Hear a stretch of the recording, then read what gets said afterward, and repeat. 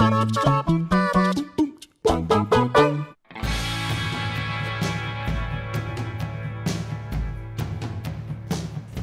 Clery, what's the best album of the decade? The best album of the decade is Carly Rae Jepsen's seminal 2015 album, Emotion, and I will tell you for why. And I was joking before with the lads, right? I could genuinely sit here and do full 10 minutes on this, but I'll try and keep it as brief as I can. Pop music has a problem in the modern era. People think that if something has a big team of songwriters, or is massively overproduced, or if someone has an album where there's like 250 songs originally and they whittle it down to the 20 most radio friendly, like somehow that's not credible, or it's not legit, or it should be taken less seriously than anything else. But pop music endures for so long, and will probably continue to endure for so long, because it's about the shared human experience. It doesn't have to have like the hand of the author in it. Like, there is nothing of Carly Rae Jepsen's life in Emotion, and yet every single person can listen to that album and find like genuine familiarity in it. Like, the way I always describe it is like horoscopes. Like, a lot of people don't go in for astrology at all, but love horoscopes because they're so vague about what they talk about that they can apply to anybody, but yet there's so much in there. It's like, oh my God, that's so me. And like, Emotion covers love, it covers laughter, it covers heartbreak, disappointment, rejection, loneliness, and like, that's the big stuff, but it also covers like getting ready to go on a night out and like all this other stuff, and just like being somewhere and realizing you should have gone and done something else. Like, it covers all this stuff, and none of it's about Carly Rae Jepsen or her life. Like, she came second in Canadian Pop Idol or something once. Like, she's not like this genius songwriter, but she's collaborated with all these different people and they've produced like the most perfect pop album. It's the hardest genre to write for in the world because it's so saccharine and it always comes up really cliche, but they did this album. And like, a recent one didn't quite do it quite as well, and the first one before that just literally had Call Me Maybe on it, and that was it. But like, they did it absolutely perfectly in this one, and that's just like conceptually, like even the music's perfect. Like, it's the most perfect arrangement of melody to lyrics I've ever heard on a consistent set of songs. And Carly Rae Jepsen's seminal 2050 album, Emotion, perfectly captured the human experience in a way that I don't think anybody has before, since, or like right now.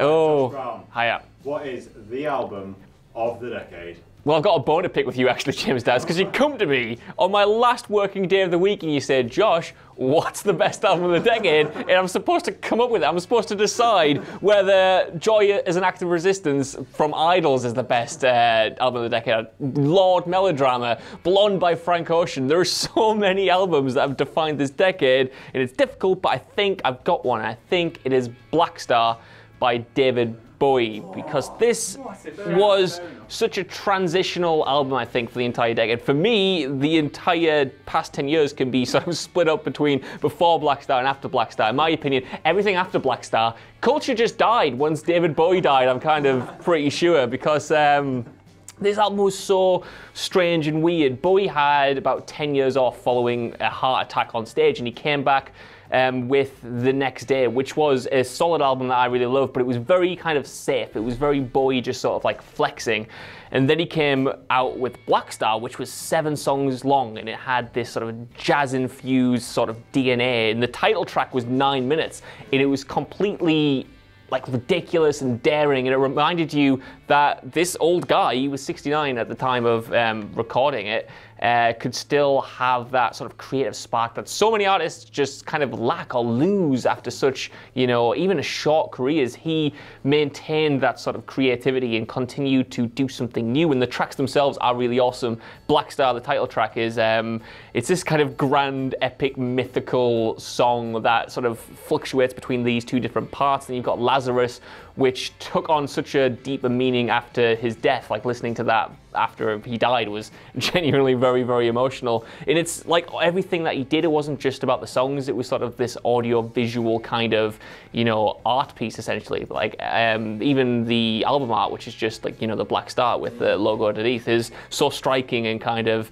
mystifying. And the music videos that went along with it are equally as intelligent, and they draw back to sort of all the parts of his career. It did feel like a sort of summation and culmination of kind of everything he's done in a really good swan song. And for me, it's my personal favorite, because I remember the day it came out, I had like a little gathering right in my mind, and we were going out in the night, and for pre-drinks, my friend bought the record, like the vinyl record, and we listened to it while we were getting ready to go to a club and not listen to David Bowie.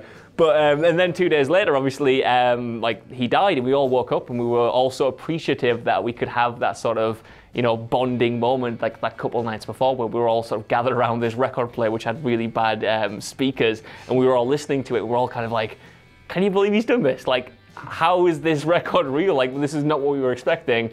And it blew everyone away, and I still listen to it regularly now. I gave it another blast before I came in to record this, and it's something else. What you're saying is that you and your friends listening to that killed. Oh, super, Josh. You mean, listen, I'm not taking sole responsibility for it. I'm saying it was a shared thing. I just, you know, if that's how it happened, that's how it happened. James Dowse. Yes, Jules. What is your album of the decade?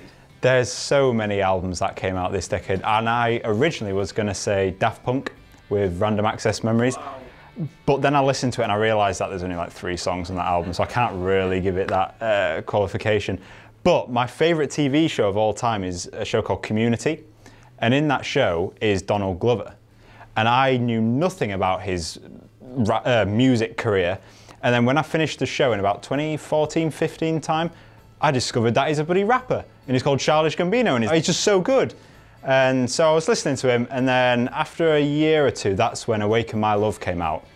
And I was like, well, that's just the best album of the decade, because it is the best album of the decade, because it's so good.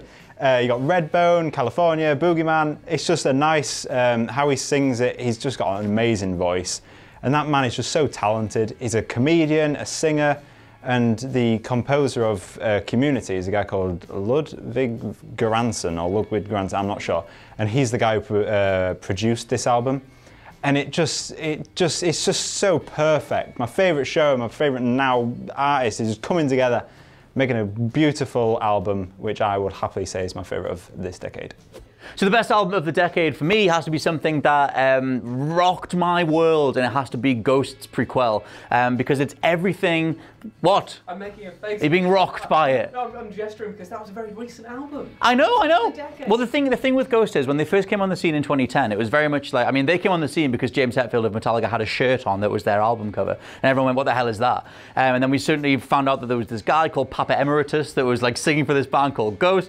Turns out that it's like this giant pantomime, fake theatrical, heavy metal theater type thing, and it's all masterminded by this dude called Tobias Forge. Absolute genius to have thought of the amount of different things that he's thought of in regards to the wider Ghost lore, and having this idea that they would have these sermons, which are the gigs, and the front man comes out as an old man and like sings these big anthemic rock songs, and that was kind of where they came from in 2010. But for me, the songs weren't there. I always liked their presentation. I liked the idea that they had this lore backing and the storytelling capability, but the songs really weren't there.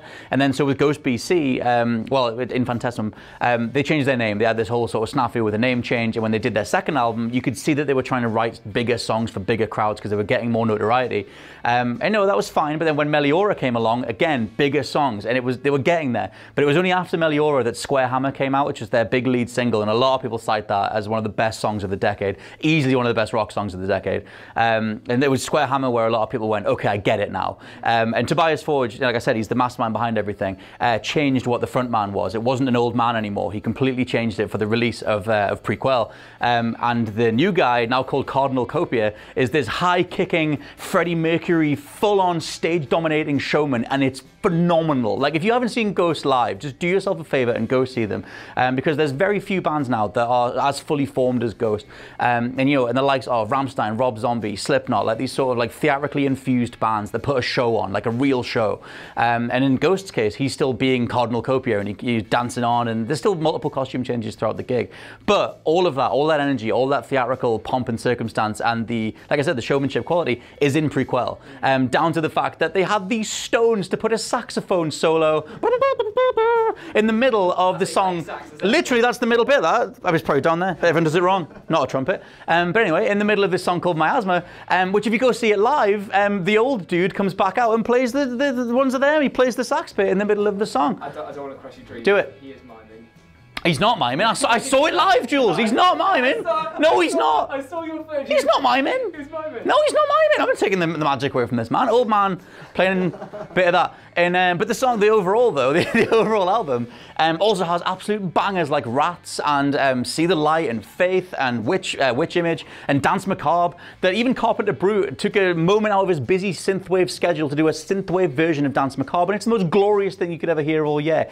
Ghost are dominating. They deserve the biggest fields on the planet, and just give them the next festival headline slot because they deserve it. They're fully formed, and everyone who I've given this album to has gone, yep, I get it. If you want to get what Ghost are and why they're going to be a bigger deal going forward, they're already in arenas across the world.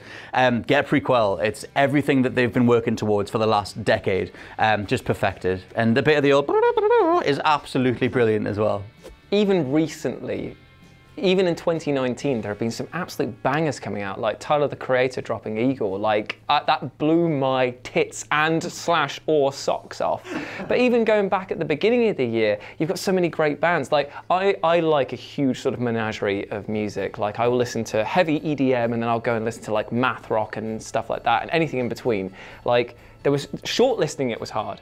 I want to put Mutiny on the Bounty on there, Alarmist with Petrichor. Even bands that have been around for ages, like Mastodon, have had a comeback with Emperor of Sand. Coheed and Cambria, brilliant. Rammstein have like hit it out of the park as well. And you're just kind of like, how do you choose? How do you choose? So I decided instead to not listen to whether the band in question was like a technical masterpiece or the album was something that was like revolutionary to loads of people. And I just thought I'd just narrow it down to something that was just a personal experience of how a band that technically, I will admit, not many people will like, but for me it was a very important album at the time, and that is Vanna with 2014's Void. Now if you don't know who they are kind of, I'd say that they're a hardcore outfit, as in like very, very screamy, very, very heavy, like lots of dissonant riffs and things like that. But at the time, I'd sort of come out of the sort of heavy phase that I had gotten into with the likes of System of a Down, and I was going to say Bullet for My Valentine. I was very much an emo kid, and believe it or not, I used to have a fringe back in the day. But like, I was out of that heavy phase, and I was going into like rap and stuff like that. So I like getting familiar with like different rap groups and like dance music and stuff like that. But this was the band that kind of like pulled me back into the hardcore thing and showed and reminded me how fun being angry can be. Like, I feel like it's one of those things where being angry is an emotion, not fun in the slightest. No one wants to be angry. No one wants to feel hurt and rejection that comes from it as well. But if it's used in a certain way, it can be used to fuel something positive. So for me, like listening to Vanna when I was going to the gym, or if I was like out on a hike somewhere, even though the music itself was oppressively heavy, I was suddenly like, it's freeing because it's energy coming through from a completely random source. Like, so I feel like from a personal standpoint, at that point in time, 2014, I needed that album, and it stuck with me for a long time. So even though it's not them shredding guitars with crazy riffs or like amazing technical masterpieces, you are listening to a guy literally scream his throat up through the top of his head. It was just so enjoyable for me. So that is why Vanna Void 2014 is my album of the decade. And even saying that feels weird to say because I'm like, do I really believe it? But my gut says yes. Holy hell. You should listen to that. If I was going to pick a song that the people should listen to at home, I'm allowed to do that. Youth Decay or Pornocopia is very good. Pornocopia.